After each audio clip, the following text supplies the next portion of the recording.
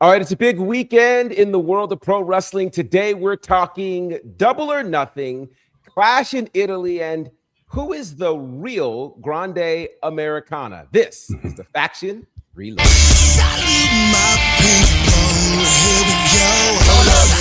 Stop. Nah, wait a minute.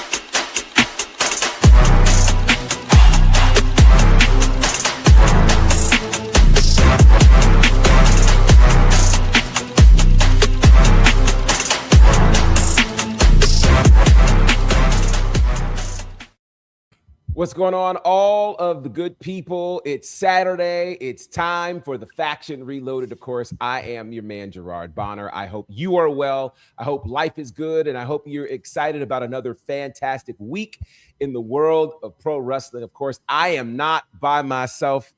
The gang is all here. We're back together. It just feels right. Wrestling with Honey's in the building. Honey, how are you? Doing fabulous. Just buzzing with excitement from this past week and upcoming weeks because we're getting ready to party for the summer. So let's do it. It's going to be a great party. The councilman is in the building. Will Ferrell, what's going on, brother? Have no fear. Your councilman is here. Have been in litigation all this week because we will not stop till Brock Lesnar is put behind bars. How dare you? You gonna get away with it? How dare, sir? Yeah, we'll get into Brock. That's happening today. James White is here. What's going on, good brother?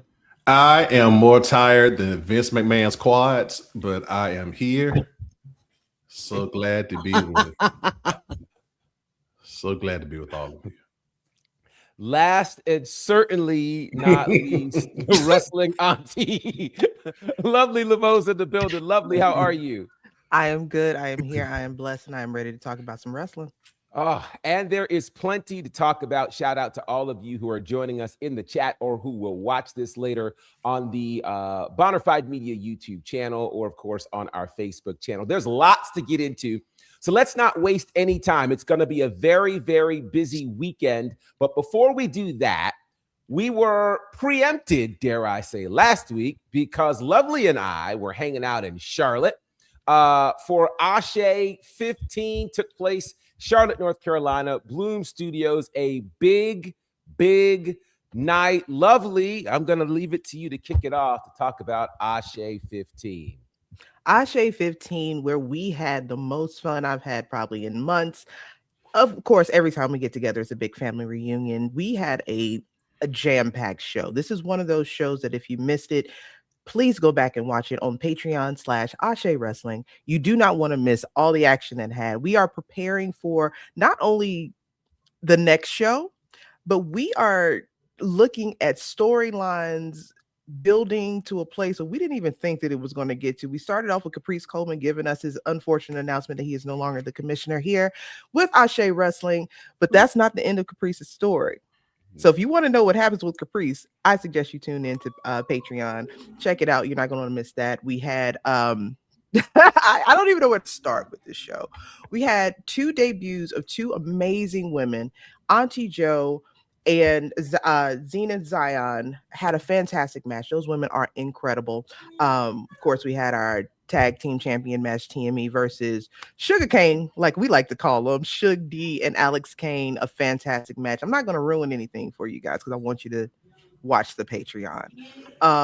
We also had our Ashe Men's Wrestling Championship match that turned out to be a kerfuffle. That's the word that I like to. It's a very accurate word. Love that word. Kerfuffle, yes, if you will. The biggest kerfuffle of them all. Did Billy Dixon listen to his best friend Darius Lockhart? Did Darius Lockhart walk away with the title? Is Darius Carter still reigning his rule of terror around us? Tune in to Ashe on Patreon to find out. But I promise you, you're not going to want to miss it. The story of two Dariuses, huh? The Dariuses. Mm-hmm. That story, you talk about long-term storytelling. It has been the story since the debut of Ashe back in December 2023, which it is hard to believe. Oh my goodness. December 2023. That's crazy.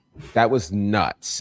So yeah, you guys will definitely want to see this chapter. So do me a favor, because I recognize that some of our viewers may not have had the privilege yet to watch Ashe or experience Ashe. Lovely, tell them why Ashe has been such a thing for the last 2.5 years. The main reason is because Ashe isn't just a wrestling promotion, it's a wrestling experience. If you have not been in the atmosphere, try your best if you can to get to one of the shows in Charlotte. It feels like a family reunion without the barbecue. Now, next show, hopefully we can get somebody outside with some food trucks. We was home. That would be nice. We need some vittles or something. But it feels authentic. It feels like home, even if it's your first time going, your first experience everyone makes you feel welcome. Everyone smells good. Everyone takes baths. There's deodorant in the place. You can smell all of the perfume and the cologne and all of that. No ash in the building. Everybody got on lotion. It's just people don't understand how important that is. That is a very important thing. Important. No ash in Ashe. Yeah. No ash in Ashe. Yes. But it feels like you went to your grandma's house and all your cousins are sitting around watching wrestling together. That's what it feels like.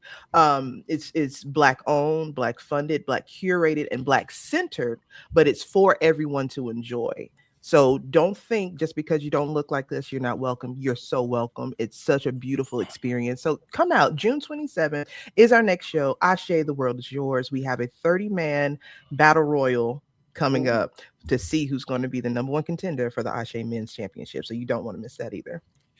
Yeah, it's going to be a very, very special time at Ashe, the first ever Ashe Rumble, which I'm very excited about. 30 men. And I will say this much. First of all, to what Lovely was just saying, if you ever look out in the crowd, you will get to see the beautiful diversity in the crowd, which is just one of the most amazing things to see. On the other side of that, I think last Saturday was probably the first time I needed an umbrella indoors. Yeah. That's saying and I will say this, this is the thing, and I don't normally do this for people, but you know, for those who think that all of pro wrestling is scripted, watch Ashe. Please. I will tell you what I'm talking about with my need for an umbrella was completely unscripted. Oh my. Yeah. None of that was supposed to happen. So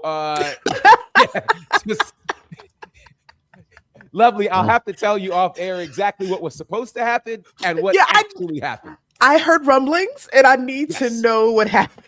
Yes.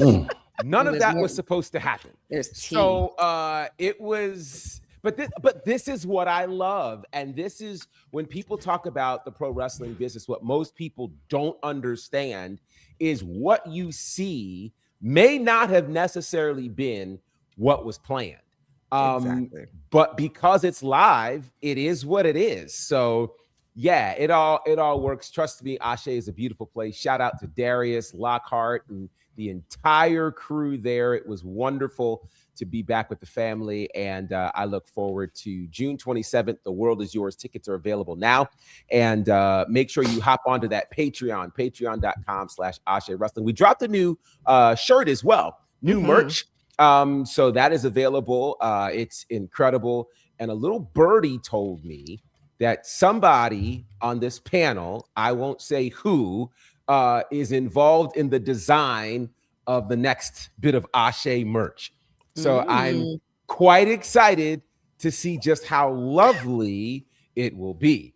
So definitely check that out when it becomes available. But again, shout out to all things Ashe Wrestling. Okay, so that was last Saturday. And of course, there was Saturday night's main event, which we technically don't need to get into because of all of the things that are coming up now. Now, I do want to spend some time talking about Double or Nothing from AEW this past Sunday. There has been so much conversation about this pay-per-view, this PLE, whatever you'd like to call it.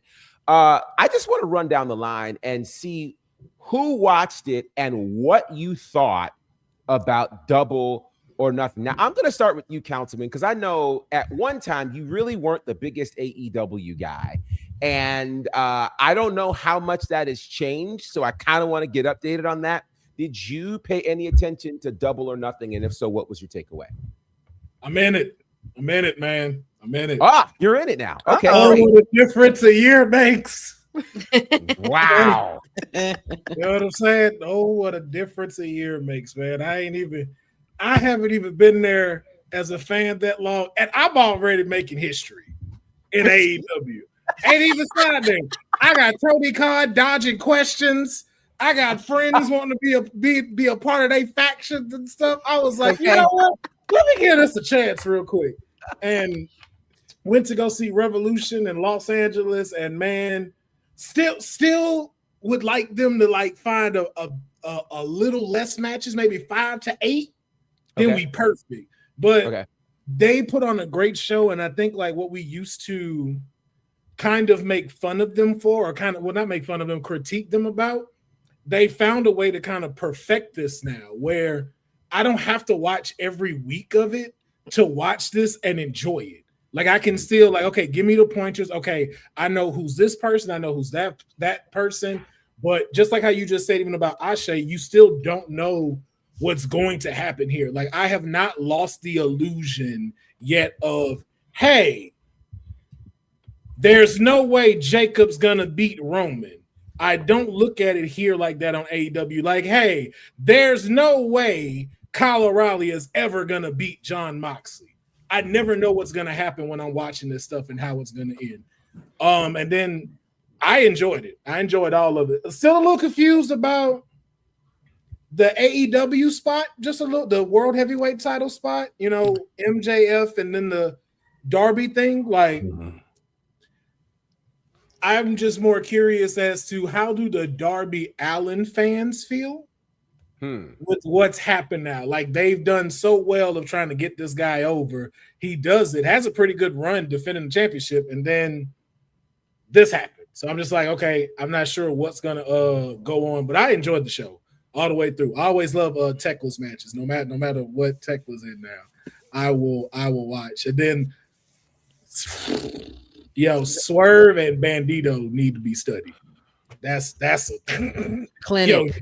You ever want to get into wrestling, go study that, because them boys put on a masterclass, man. Just again, I think it's a overall product that has been getting better and better. Honey, your thoughts on Double or Nothing? Did you watch? And if you did, kind of what were your takeaways? I definitely watched it from top to bottom, every single thing. I absolutely thoroughly was very satisfied with it because there was just so much unexpected entertainment from places I wasn't really looking for. Like one thing about AEW, and I would have to like agree with what Will said because I've kind of been in the same boat with AEW. I don't have to watch every week. And something that I'm noticing though, every time pay-per-view season comes, whether it's Double or Nothing, Revolution, or when they go to the UK, like they're always on point, bringing the nonstop action, bringing the unexpected, probabilities that could, that where they have a swerve, like, basically the whole, like the Kyle Fletcher thing, they had Konosuke Takeshita and Kazuchika Okada was a beastly match. It was a beastly match. And then Kyle Fletcher to, the Proto Star, what do they call him? The Proto Star. Yep. So he came back, and I realized that he was gone for some time, even though I haven't been consistently watching every week. But Kyle Fletcher is always somebody I have my eye on. I'm not calling them what they call them. They're Edge and Christian. I don't care. Edge and Christian was what I needed. Was the match, like I really was what I needed it to be. It was great to have FTR. It's a great night because they've always been known to work really well together. And then just having the climax of the Glamazon, Beth Phoenix just making an appearance, which was a shock to everybody. I don't think I saw that coming. But besides Swerve, Bandito, and all those other matches, and the of course Athena with advancing in the Owen Hart Cup tournament and everything, anything that has Will freaking Ospreay in it, I'm showing to a casual fan or somebody who's never seen wrestling before. Will Ospreay, from the moment his music hits and everybody's singing along with it, and when he calls the corners, when they go Osprey, that's just something that does something to me, that excites me, that makes me want to like run through a brick wall, because I'm just like, oh, I want to be there. I love what AEW is doing with that, and keep doing it. But worry about condensing the matches a bit, like Will said, but keep doing what y'all are doing. James, let me ask you this. When it comes to AEW, first of all, it's wild to think that this is the 7th Double or Nothing.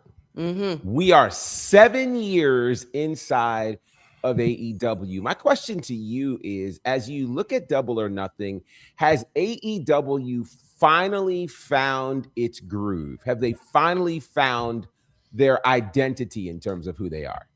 We'll know in a couple of weeks. It's always the continuum. I think they do great in pay-per-view events. It felt big. It felt good.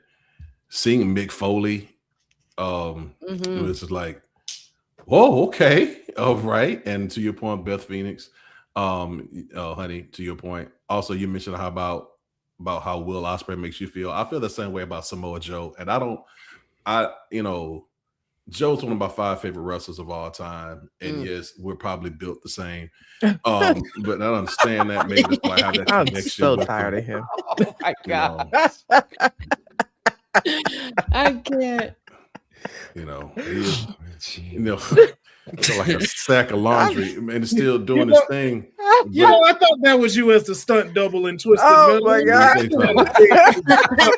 I'll tell you something. I saw you in the behind the scenes. Don't be fooled. That's why I'm wearing sweatshirts in the spring. I look like a bakery under here. But for him to still be able to have the psychology of wrestling and be a legitimate wrestling match with someone who's a totally different style. The main event scene, you're absolutely right. I'm still trying to figure that out. But seeing Kevin Knight do that turn, it's like, okay, they get how important it is to invest in new talent and go ahead and put them in right spots. And so I appreciate that. But we'll know how they continue these things out. What places are you going to put these guys, and how smart are you in saying we've got a Kevin Knight that we need to invest in, and how we're going to build around that? How do we build around Takeshita? How do we build around Thekla? How do we build around this talent that hasn't been seen anywhere else but here to make them our flagship? They failed their first round when they had, Sammy Guevara and all of that. They failed that project, but you still have MJF that has a credible name. Now, how do you build around that to make this company around them and stop trying to compete with WWE and give wrestling fans the alternative? Because real wrestling fans are going to watch wrestling. Right. You have company fans, but real wrestling fans watch all of them. We watch it all, and we want to make sure that what we're watching is good. So we'll see, if they can develop this. I hope they do, because they have everything in place, I believe, to be a long-term company. I believe this is Courtney hanging out over here. Shout out to Courtney. She says, happy Saturday, all. AEW Double or Nothing has been their signature pay-per-view, plus is their second pay-per-view of 2026 to be sold out. Need to stay in their lane and be consistent with their strategic vision. I want to ask you this, Lovely. How significant is it that this pay-per-view was in the market that historically has been the hotbed for WWE? This being in New York, being sold out in New York with that very interesting energy that this pay-per-view had. What is that? Does that even mean anything in this 2026 wrestling environment, or does that still matter that they did this in New York? I think that always matters. Because of what that hotbed is, what that means to wrestling as a whole, and because that particular hotbed was one of the loudest deterrents when it comes to AEW. They didn't want to hear nothing AEW was talking about for the longest. And as somebody who's just now, honestly, just being transparent, the last 2 years or so, I've finally been able to enjoy AEW, meaning I didn't have to watch it at a friend's house. I would just turn it on myself and watch it and enjoy. This pay-per-view was fantastic. This is probably the first AEW pay-per-view that I watched independently by myself. And I was like, okay, y'all figuring it out.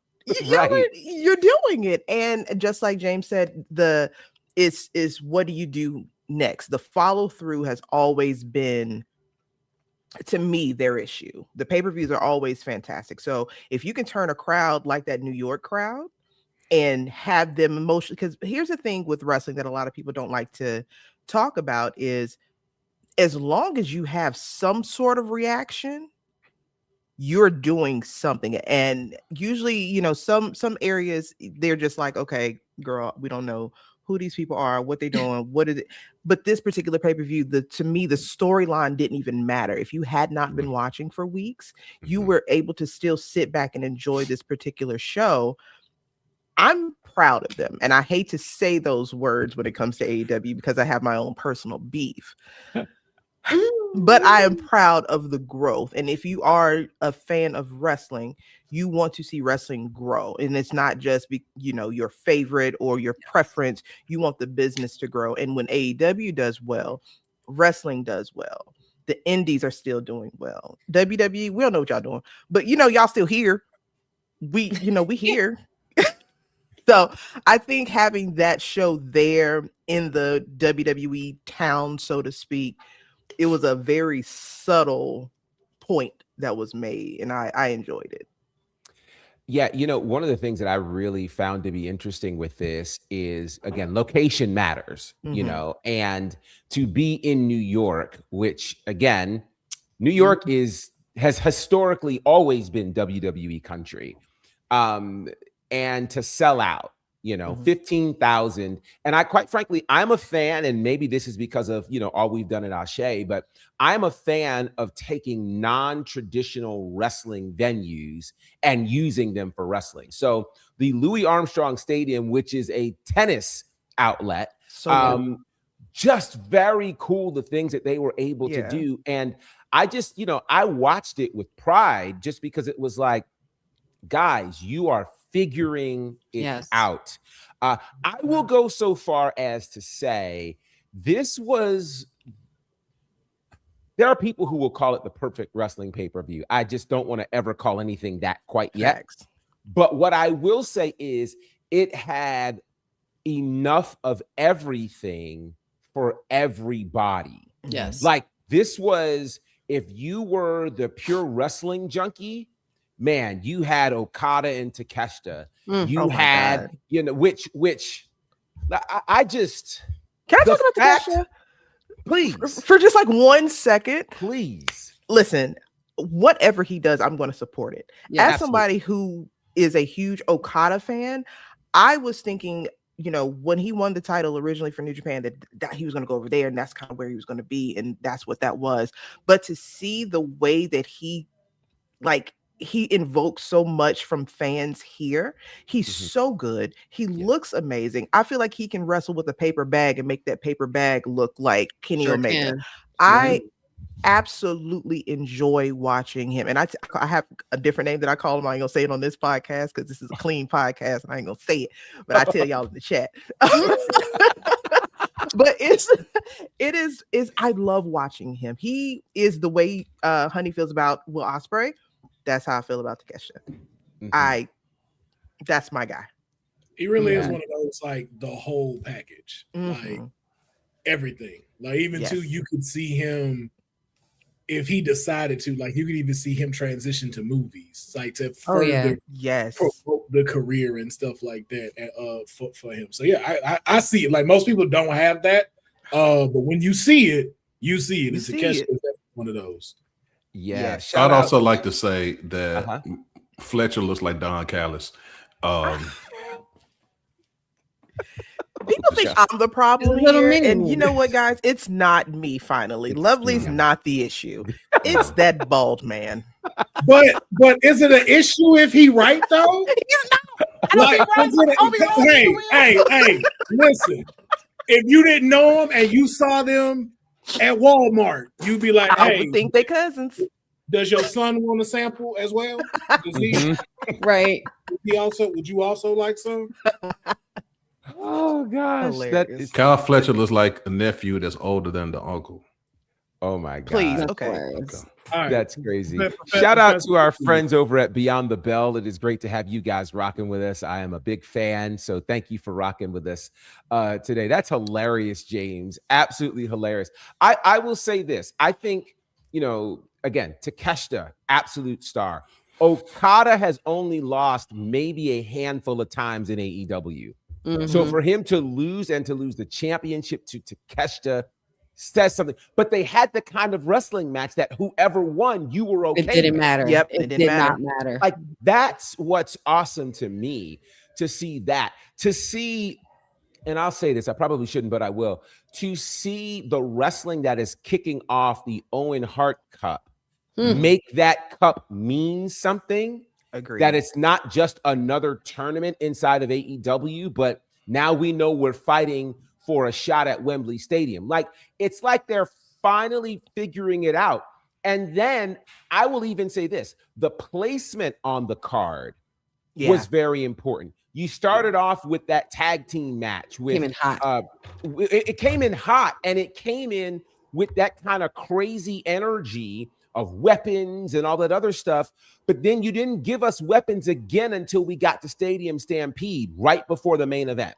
Yep. And in Stadium Stampede, I think, is where we got the entertainment value, Yeah. which I think some other spaces may lean more towards, but it was just the right dose of that made this something special, I think. So yeah, it was just great. Oh, and let me say this too, because I wondered when it came to AEW, how would their women's division exist without a Toni Storm Mhm. and without a Mercedes Moné? And we are eating just fine, Yep. which is incredible, because AEW's women's division for years had kind of been the bane of their existence.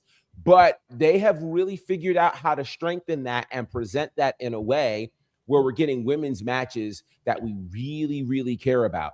So shout out to You're all welcome. that. You're welcome.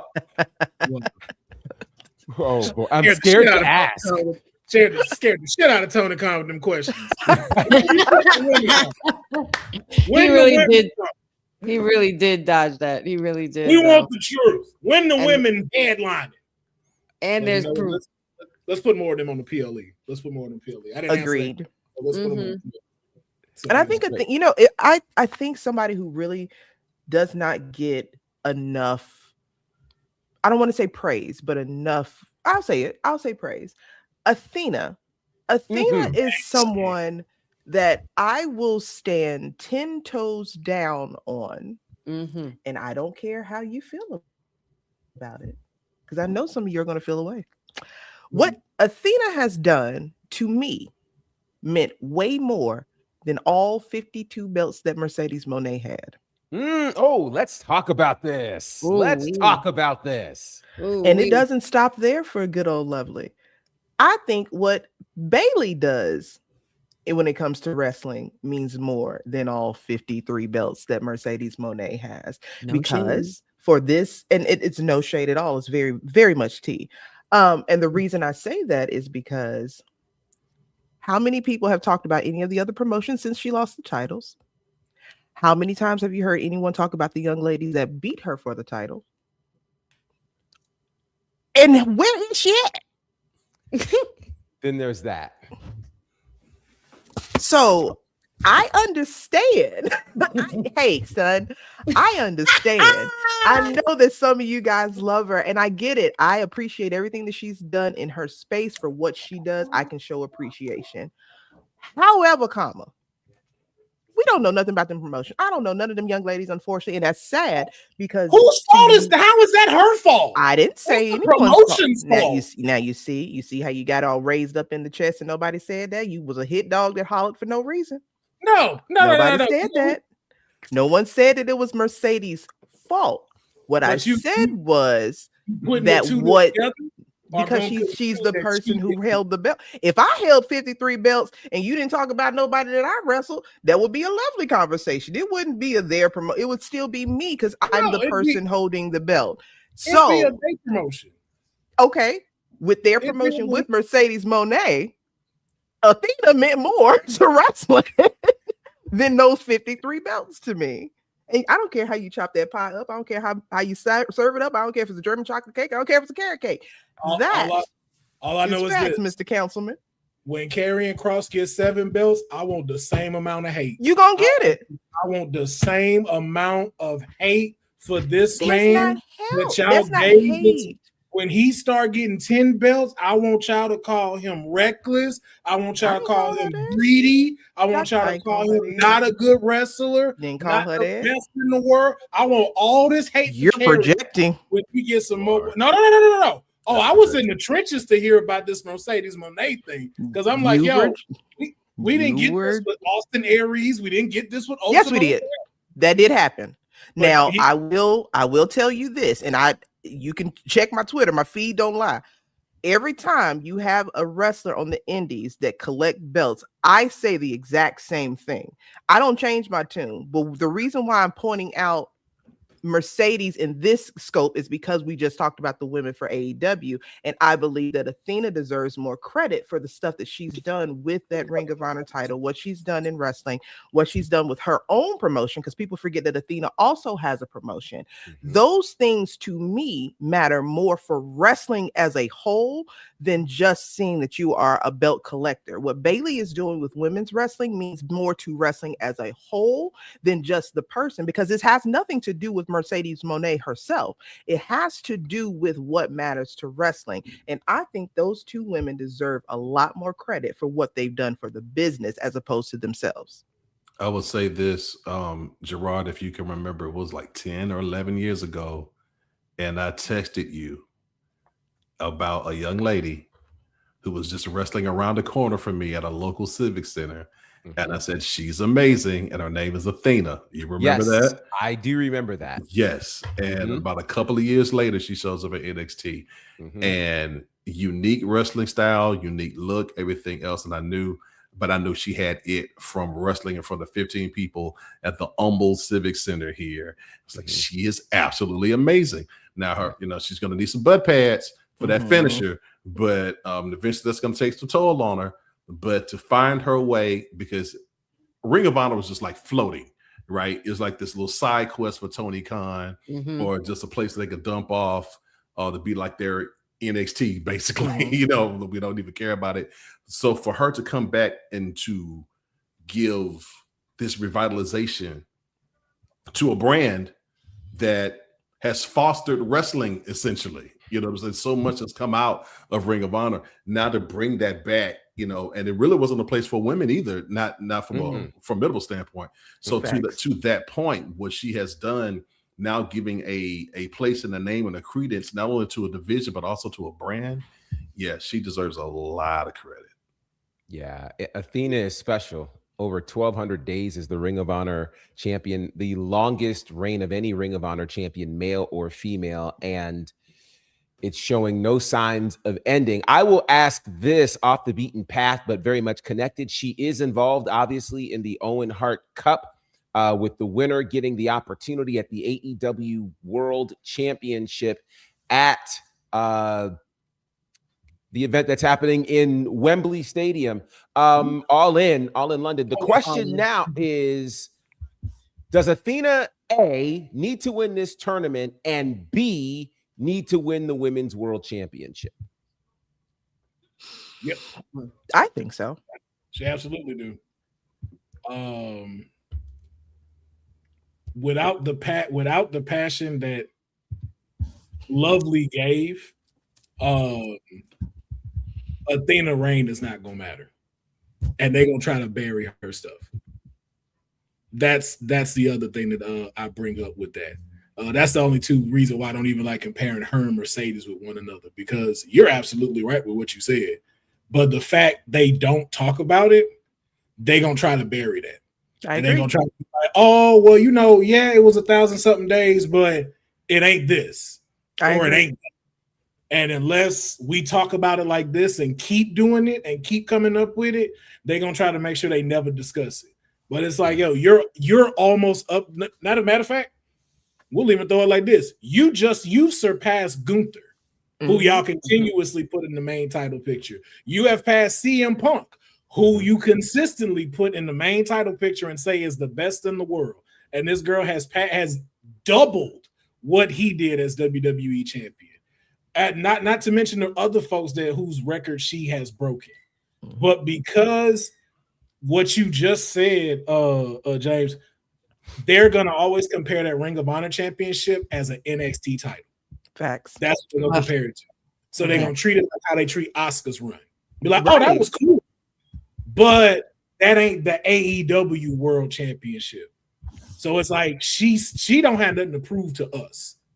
But the world and to the people that have to keep coming in, like the casual fans, she do got something to prove to. And I think she should win the Owen Cup because of everything that she's done. And honestly, I just want to see her versus Tekla in Wembley. And they will. And again, Tony, if you listening, main event, Big Tone, main event, main effing event. And if you really want to bring the house down, let Tony Storm be the special guest referee. Wow. Now that's drama for you. If we're gonna do it, let's go all the way. Let's go. Hey, let's go all in. Let's go all in. Well, here's the challenge with going all in. It seemed as though AEW was all in their cross promotional contract with our friends at New Japan. But we just got news that New Japan, who had been streaming AEW content on NJPW World since April of 2022, that contract is coming to an abrupt end. The official contract ends in August of this year, but new episodes of Dynamite, Collision, and the like for AEW will cease at the end of June. And if you're looking for new episodes and you're in Japan, you can no longer find them on NJPW World. You'll actually find them on myaew.com. With Forbidden Door coming up in June, a PLE that initially was all about AEW versus New Japan, which now includes CMLL and Stardom. Is this a sign of an eroding partnership between AEW and New Japan? What do you say to that, honey? It definitely shakes up what's going on between them for sure. There's always that one-way street argument. I don't know. It's been consistently signed with New Japan, pretty much with their biggest stars over these years, including guys like the ones we've mentioned, Okada, Will Ospreay alike. So it's putting New Japan. I was about to say New Jersey. New Jersey. Oh Lord have mercy. Where am I at? But it continues to put them in a constant state of rebuilding, which is probably not a bad thing though either. Because change is always good, and if nothing changes, nothing changes. And rebuild is always good for business in trying to put out good product for us to view. But I don't think it's eroding in a way that we would think. It's probably just things aren't working out, and it's probably best to go their separate ways. James, let me ask you, is this more of a play to centralize things on myaew.com, or is this really signaling kind of a change in this partnership between AEW and New Japan? Yeah, this is NXT TNA-ish. This is okay. We've gotten everything we wanted out of y'all. Thanks. Because what else can New Japan offer AEW at this point? They've got all of their best wrestlers, and then the top names of New Japan have all gotten old. So, like, who do we want now? Tiger Mask 6? Like who you know?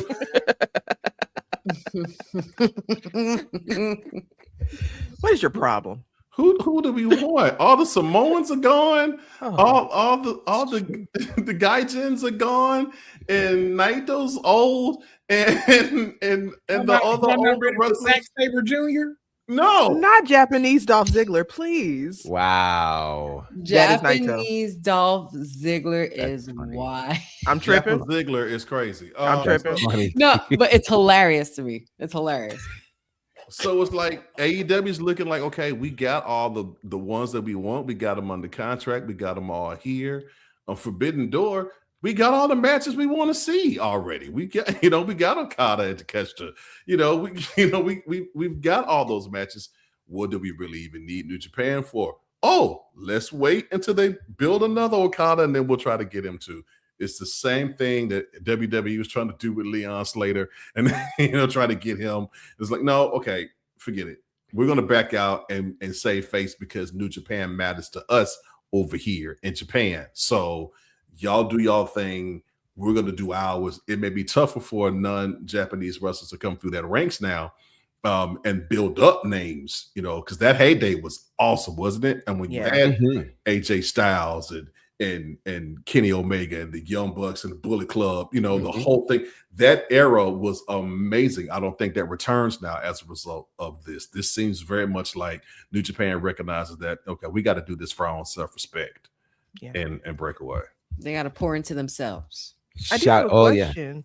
Yes, Gerard, really quickly. Do you for the table altogether, do you guys think that once I forgot my man's name that fast? Dang,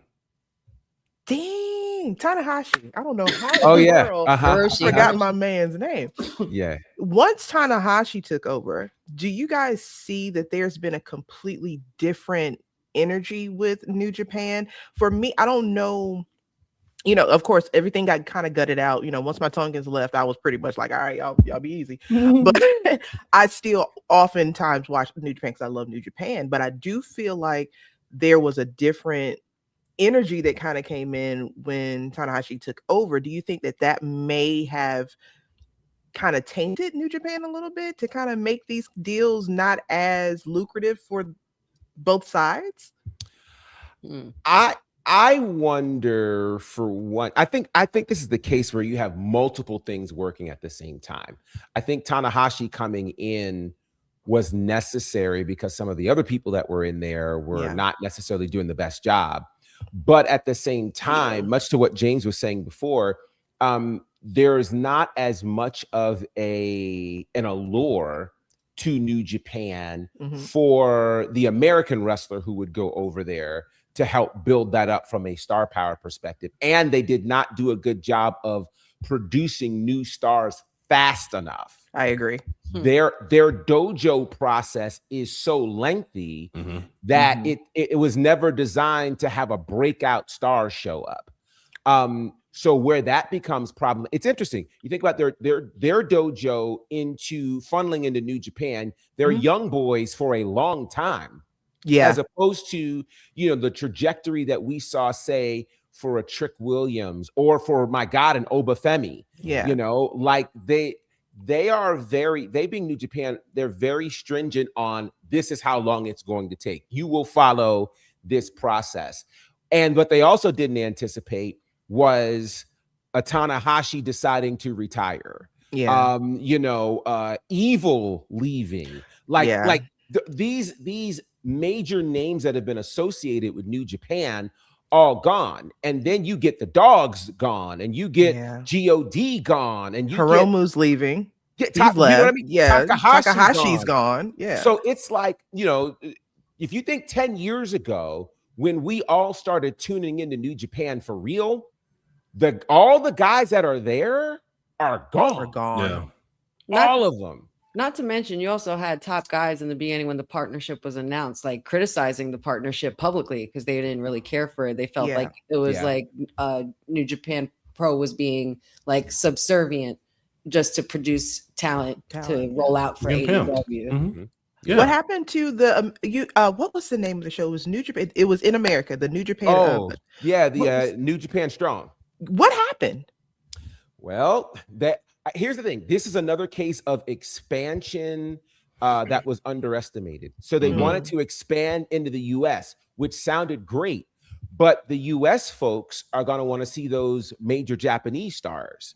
And if you're not able to bring them over and you're using basically independent talent for New Japan Strong, it doesn't quite do what it used to do. And So it's so sad.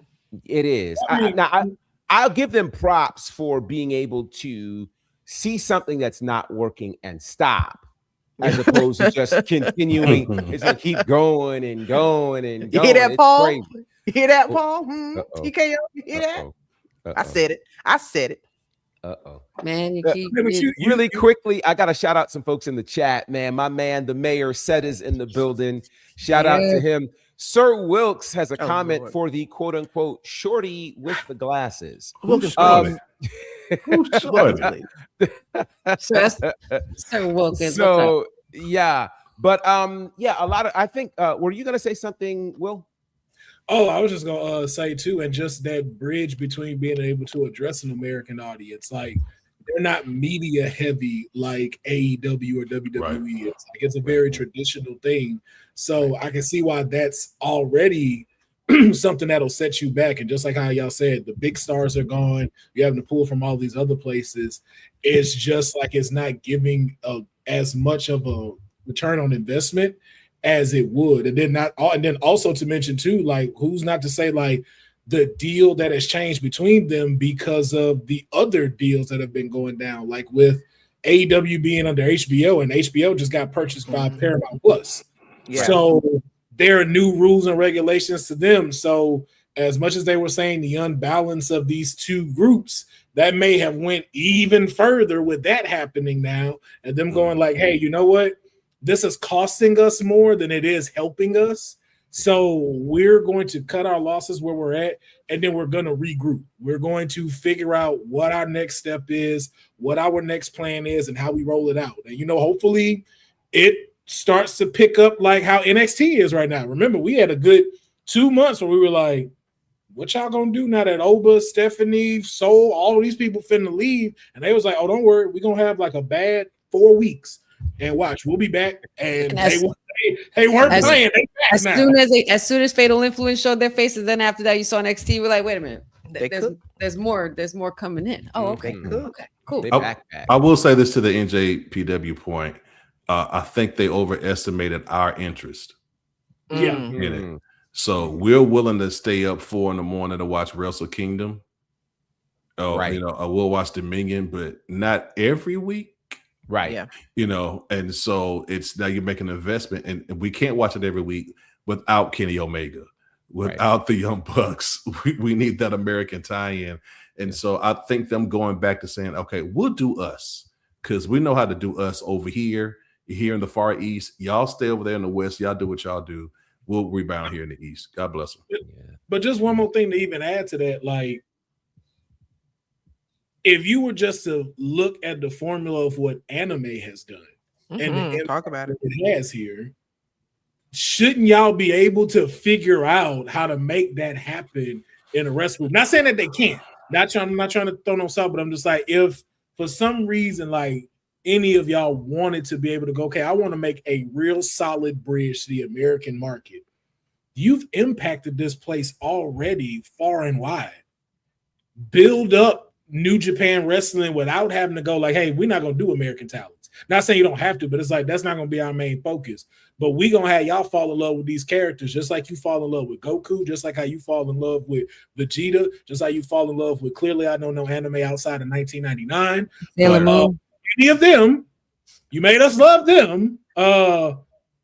You got to be able to figure out a way to do that with the wrestlers. But hopefully they do that as they be able to collect themselves.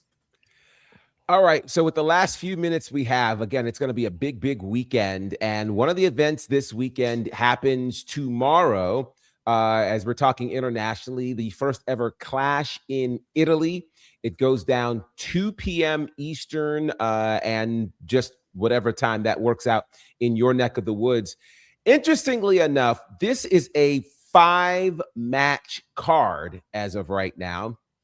2 of the 5 matches are going to be on the first hour of ESPN, and they're both world championship matches. It's going to kick off with Cody Rhodes defending the world title, the WWE title against Gunther. Rhea Ripley defends the WWE women's title against Jade Cargill. Then we have the Intercontinental title match, Becky Lynch versus Sol Ruka. Tribal combat for the World Heavyweight Championship, Roman Reigns and Jacob Fatu. And then I want to talk about this one because we have not had a chance to talk about this yet. Oba Brock 2. Did you mention Sol and Becky? Yes, I did. Okay. I did. I mentioned Sol and Becky. But Oba Brock 2. Man, I don't have the time I want, but I want to ask this very, very quickly. Did we need or do we need Oba Brock 2? And why is Brock Lesnar back? How hot do we want to get on this?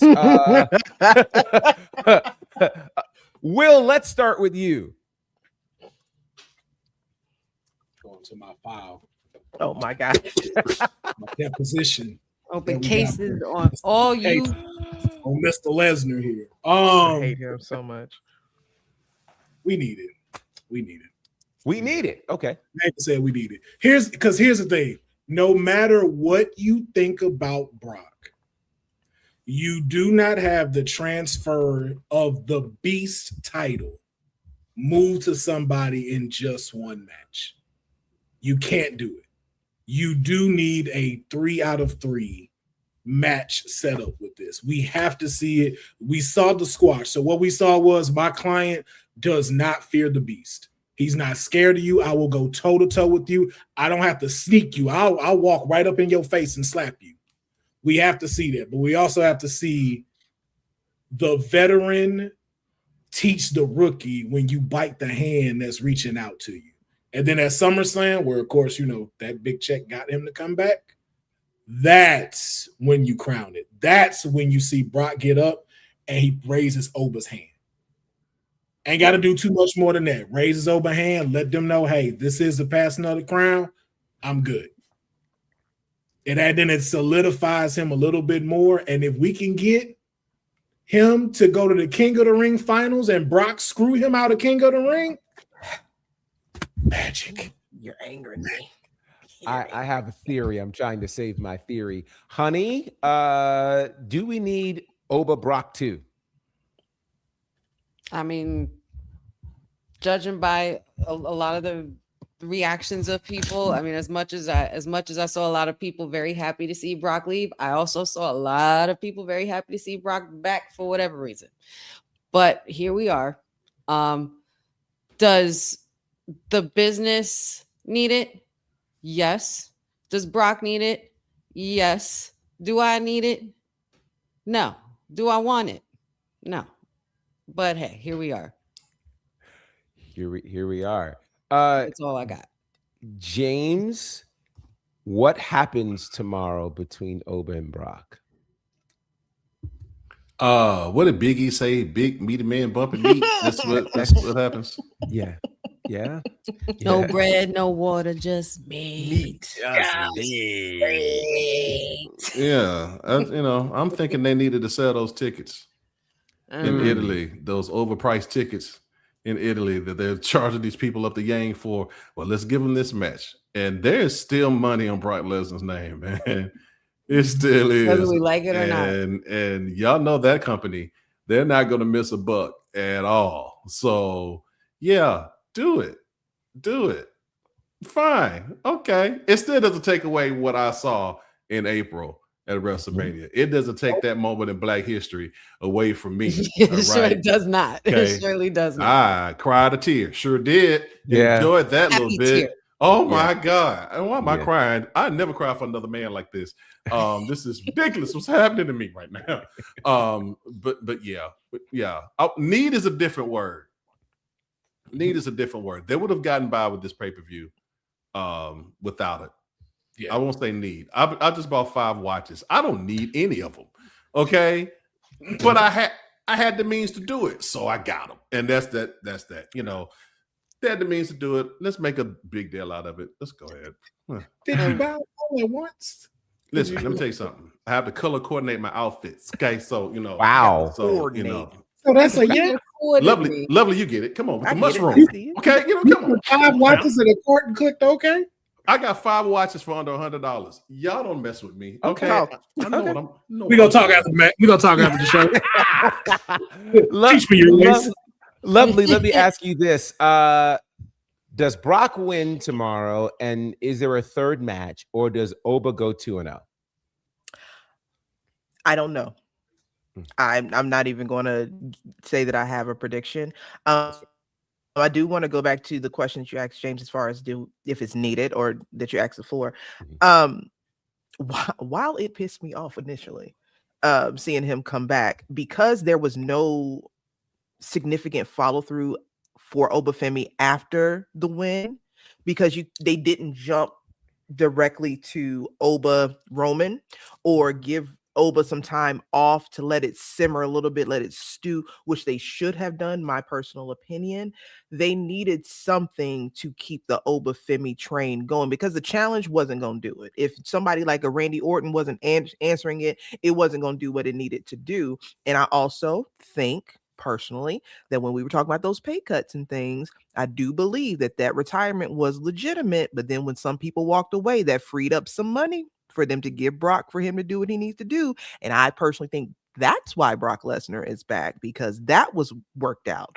I would prefer this to be a situation where it ends up being like a DQ, like somebody just goes too far, they DQ it, and then we have to have that third match, and then that be the passing of the torch.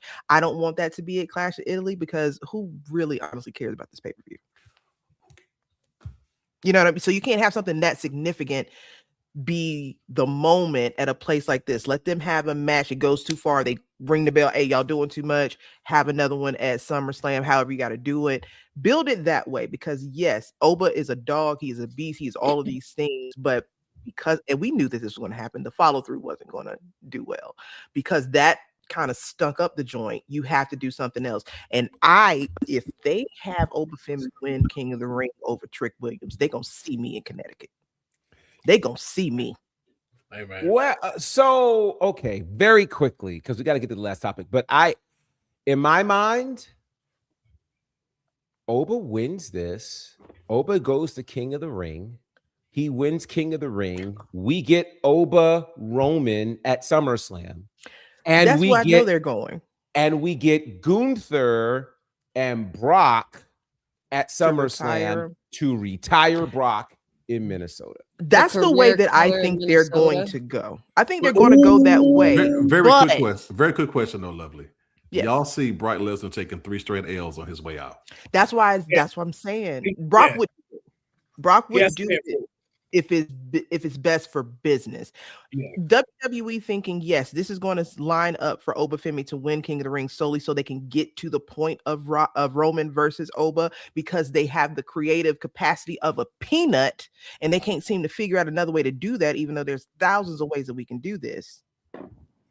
And then you have someone like a Williams, who that character of the King of the Ring, putting him up against, let's say, a Cody or whoever wins this crazy match. Perfect. And he loses, there's much more longevity with King Trick than there is with King Oba, but I understand the why. I just prefer something different.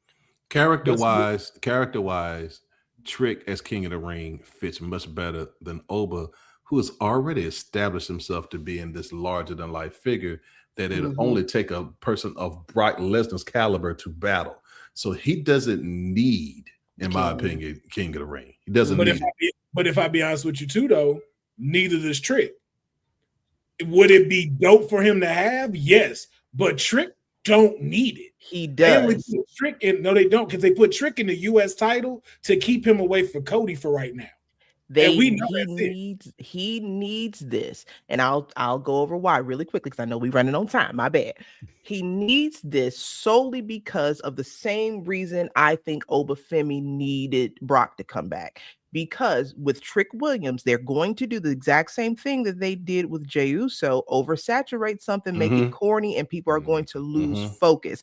They are going to have to do something with Trick Williams that's going to quote unquote humble him. So have him be king of the ring, win, thinks he's at the top of the mountain, get to the title match, lose the title match, but he's still holding on to the fact that I'm king of the ring, and it turns his character, because Trick Williams, there's a very thin line with WWE where they're going to soil this Trick Williams thing because they don't know how and when to pull back with things. That's why I'm thinking the longevity of it means more for Trick than it would for Oba. But we missing one monkey wrench I'm finna throw in there because I know we gotta move on. Gunther might beat Cody. Gunther might cost Brock that match, and it's the WWE Championship. Yeah. This is the career at SummerSlam. Yeah, that's what's going to happen. We talk about what we want to happen. Yeah. That's all. I mean, you know, I'm biased with my client, but like I said on kayfabe, overall, if the person that does win, it should be Trick. We said King Trick, and on SmackDown do a coronation where Booker T and King Sharmell. You feel me, brother? I knew we was related. That works. GB, the one thing we have to figure into this is a report that we got yesterday that Jacob Fatu is hurt. Yeah. So plans could change. Said, what did I say? I said, listen. Wow. I didn't want to be the spoiler for anybody. Hey, Cedric, go ahead and log off, bro. No, I didn't want to. Hey, you better tell Honey too that she said. But you know what? Because the only reason why is because the last couple of times we've done this King of the Ring thing, I felt like it wasn't treated with. It was more gimmicky than prestige for me personally, than the prestige of when the 90s used to hit and the tournaments were back to back and there was more at stake and things like that. Stone Cold. It's just hello, but I feel like the route that they were going, because it's TKO, and like you said, Lovely, what is their brain matter? The brain matter of a peanut. Okay, so King Danhausen, I think that's the perfect counter to any of that, because do I personally feel like Trick and Oba need the King of the Ring? No, for all the same reasons y'all are saying. But I feel like with the way TKO is, and because the kids love Danhausen, I'm now on that train. I didn't even think about Danhausen. Nobody is, and that's the problem. Honey, we're gonna have a midget Royal Court. Listen, I don't have time because I got to get to this last topic. I don't have this. This is about to get everybody. I just need to read this comment from Ring King Wrestling Podcast. I don't see the hype with Trick Williams. I probably could stop there. But Oba winning King of the Ring makes a lot of sense to me. Oba versus Roman is money at SummerSlam. I just wanted to read that. Okay, so in just a few hours, AAA will give us Noche de los Grandes, an incredible 2-week card that tonight will be headlined by Mask versus Mask, the battle to see who the real El Grande Americano is. Now, I'll quickly go over this card because I don't think we've talked enough about this card tonight.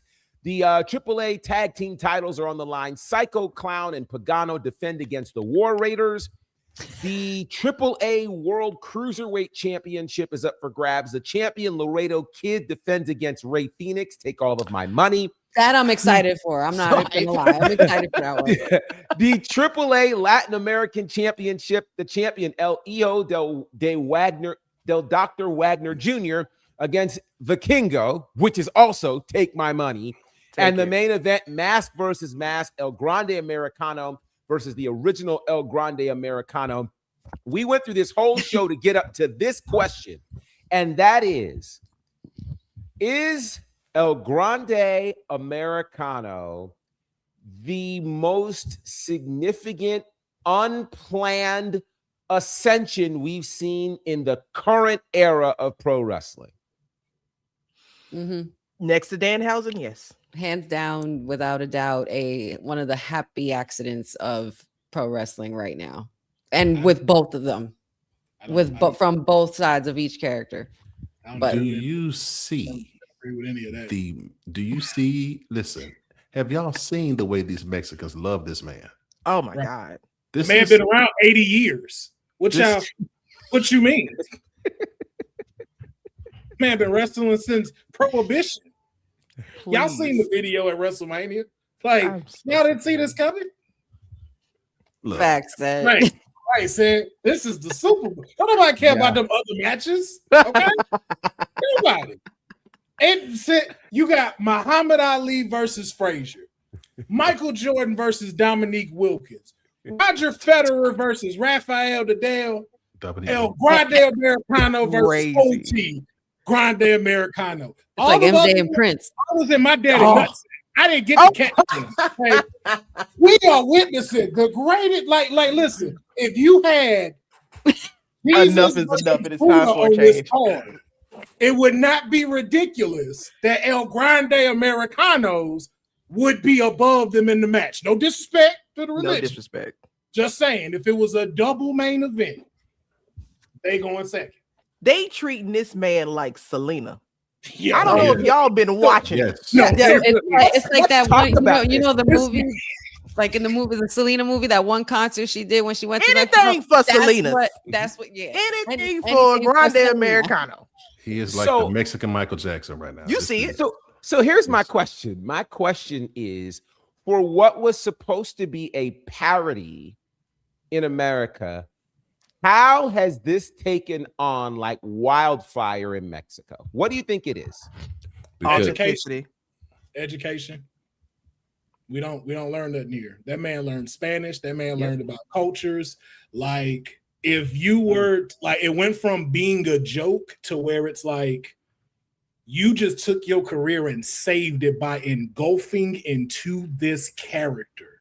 To where it's like now life is imitating art with this. Like, do y'all remember when they like the fact that they were trying to allude that him and Ludwig got into some kind of trouble, and they was like, what's going to happen with El Grande? I don't know. Like, I don't know why y'all merging the two. Ludwig got anything That to got do with nothing this. to do with El Grande. It got nothing to do with El Grande. Who's Ludwig? That they was ready to stay. That man got a mural in A Mexico. whole mural. It's Yes. crazy. Before the OG though, too. That's crazy. Well, That's you know, sometimes OGs fall off. You know what I'm saying, man? I get it. I get it. Not this one. Okay. now. Okay. You'd have to be, first of all, you got to reach OG status, which you have. I am. Oh, so you don't know me, the OG wrestle auntie? You don't know You about nothing? what? You don't know. 28? Like, I'm 40 where? here.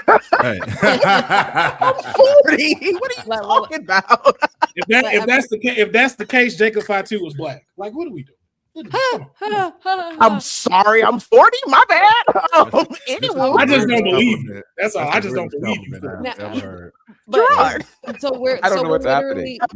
we're literally saying El Grande Americano is better because literally WWE didn't expect us to embrace him this much. Have you noticed that that's usually how it happens, though, honey? The Well, people that they organically, want- it's been happening for a while, and we haven't seen anything like this happen with a character for quite some time. I mean, Stone Cold anti-authority hero, gimmick, R-Truth, comedy evolution, Daniel LA Knight, Daniel Bryan, yeah. Daniel Bryan, the Yes Man. This Undertaker level. No, this is past that. This is whole. Yeah, we may be past. Like, this is what Yeah. was not. This supposed to might work. be Hulkamania Yeah. type stuff right here. This might be on that level, but the education and I think the authenticity of the fact that he's already somebody who is very engulfed in culture itself. He's a very culturally expansive young man in general. So to put this on someone with the poise that he has, with the voice that he has, with the shoulders back all the time, and then he speaks absolutely beautiful Spanish, and he can Fluid. Not only does he speak Spanish, but he knows what to say to the people. and That's the thing. Like, it's the respect and honor the culture. He pulled a bad one too. That's hey, shout out to the hey. My man went all the way in. My man went all. He that's said a Tiffany true Stratton. luchador. You said Deuce to Tiffany so fast. He pulled up. He pulled up.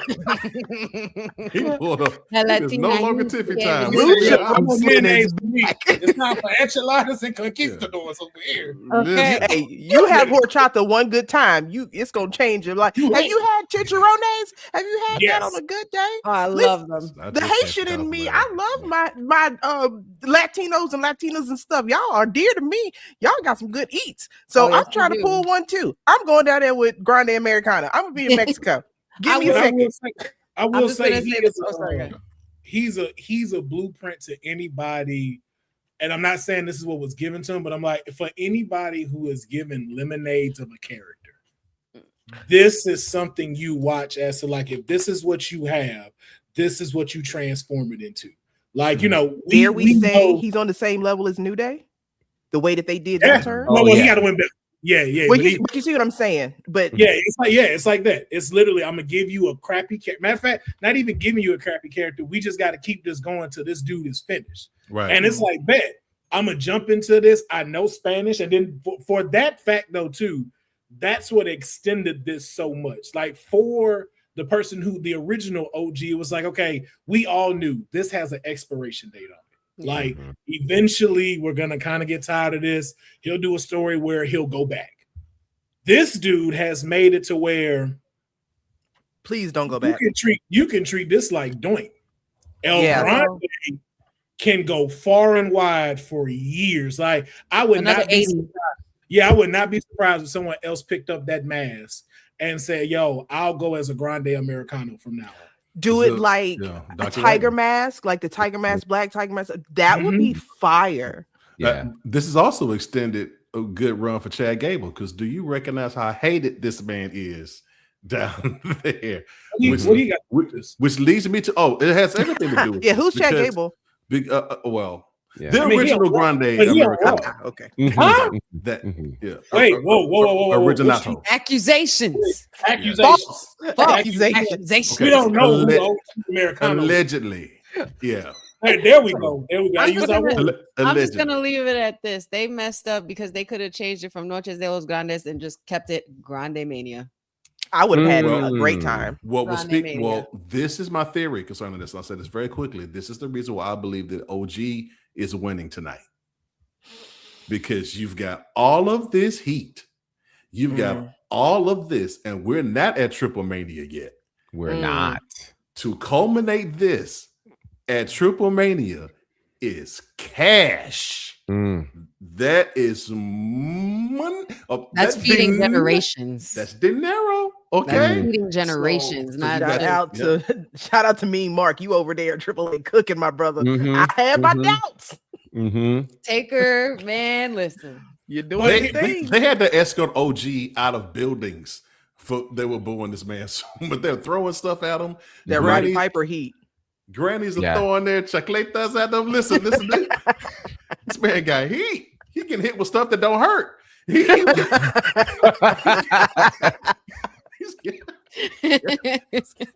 me find something. Oh gosh. Hit him with anything. And we won't miss either. Who just threw a flyer at me? What the fuck? That's a good time. I'm with it. We are just a handful of hours away from Noche de los Grandes. It goes down tonight. You can check it out on the WWE Facebook and YouTube channels. Good Lord, it's going to be a special weekend of wrestling, and it's been an honor to be able to bring that to you. Very quickly, let's find out how you can connect with this incredible panel. James, how can they find you? You can find me at shortywiththeglasses.com. Yes.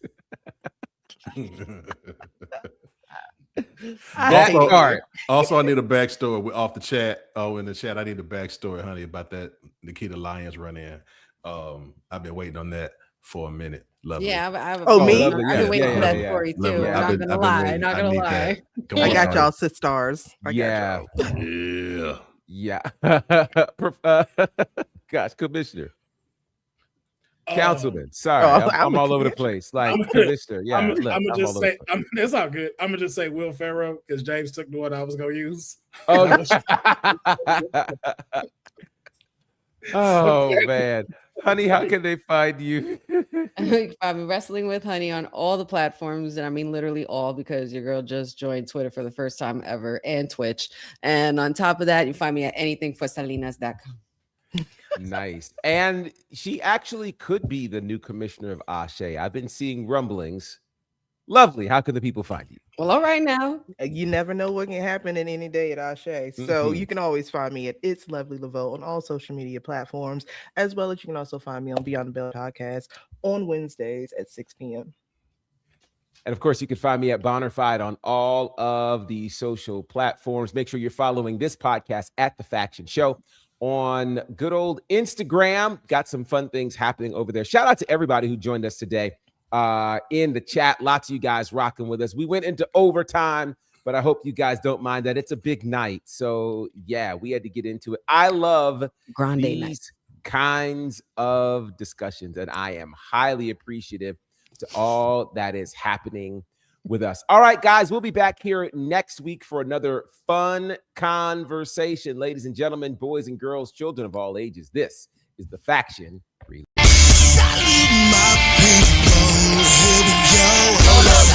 Stop. Nah, wait a minute.